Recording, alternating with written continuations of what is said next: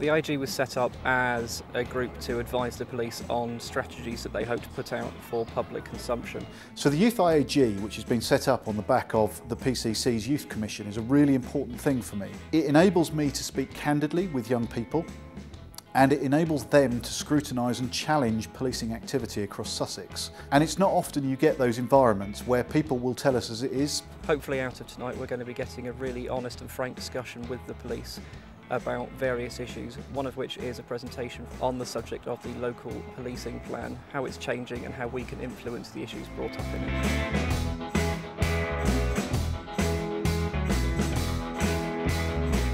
Young people feel that the use of stop and search, it might be necessary, but it's not sufficiently evidence-based, even though it really should be. So like a lot of people feel that when they've been stopped by the police, they've not actually been given a good enough reason, or to them, for why they've been stopped and searched. The issues that you're articulating are exactly the same way as I felt when I was your age. You know, as a young person living in London, I was stopped and searched, and I felt exactly the same as the thing.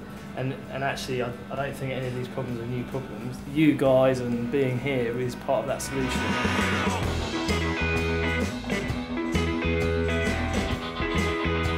When we are talking about hate crime, it is usually a build-up. So they do start with minor crimes, and then it can lead into something serious. And these people are vulnerable, of course. I was just wondering what that may look like for a hate crime victim who, in the initial stage of their experience, aren't experiencing serious crime.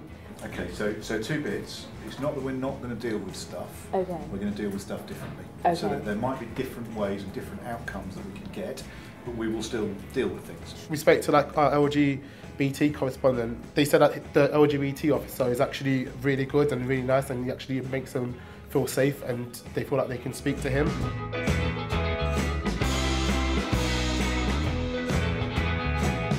At least like 2 officers that have been trained to become child friendly, and we know that in the Met, in certain areas such as like Soho, officers that are trained to work with the LGBT group, they wear a little rainbow badge.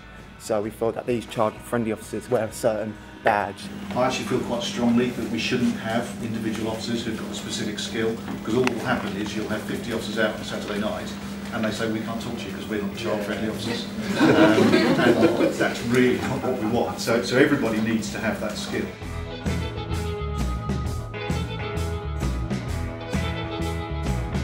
On a night out, when they might have been a little bit drunk or a little bit tipsy, for example, they felt that when they were out and they actually saw a crime, they actually wanted to report a crime on their night out, they saw that the police officers were kind of gathered in groups together. They didn't feel that they could approach them in a respectable manner. I wouldn't want officers to have an opinion about whether or not you were tipsy or not. If you've witnessed a crime, it's really important you come forward and tell us about it. Yeah.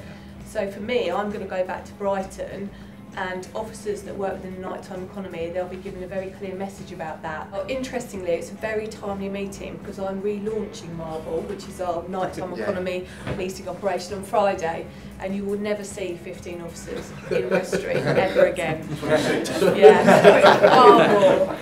No, but it shouldn't happen because we recognise, as Mr Taylor says, it can actually raise the fear of crime.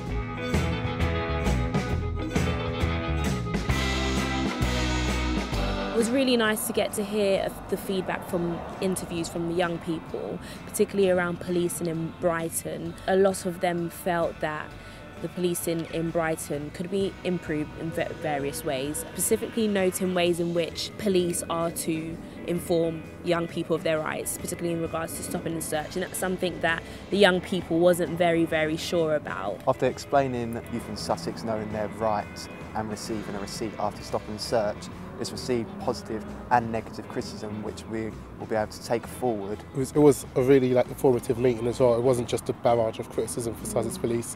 They are doing a really good job. We did get lots of positive feedback. Like loads of young people feel that they feel safe when the police are around.